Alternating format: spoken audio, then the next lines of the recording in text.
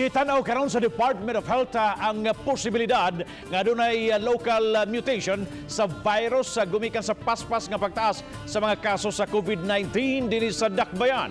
Ano ang report? Nilapas na ang giingong post-holiday season result sa mga natakbuyan sa COVID-19. Gani nagkataas pa ang mga kaso matag adlaw, ilabi na ang syudad sa Sugbo nga niabot og 3 digits matag adlaw. Giklaro sa Department of Health nga ang COVID spike karon dili na gumikan sa mga kalihukan sa nakalabayng holiday season. So by nini, gidakdang mo pahigayon og bio-surveillance ang Department of Health Region 7 sa posibilidad nga adunay nitawong local mutation sa virus nga maoy nakaingon sa pagtaas sa COVID-19 cases. Mopadala ang DOH7 sa ilang uluhang buhatan og daghang mga sample aron ipaubos sa genomic sequencing.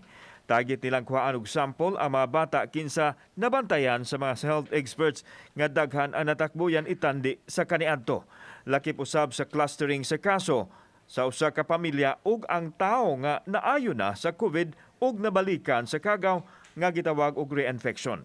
Gustong masuta sa DOH kung bag-ong variant ba ang nakatakod o susamang variant gihapon. Kung mas marami siyang nahahawaan, mas maraming posibilidad na magbabagong anyo siya.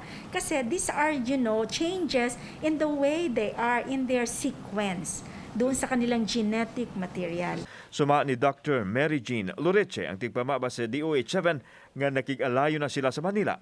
Sa gayon nga makakuha na sila og pagtugot gikan sa Philippine Genomics Center o sa DOH Central Office, mopahigayon dayon sila sa ilang sampling aron mapadala.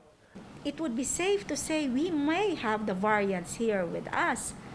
But it doesn't really matter in terms of implementation of the health protocols. It's going to be the same treatment that we will have.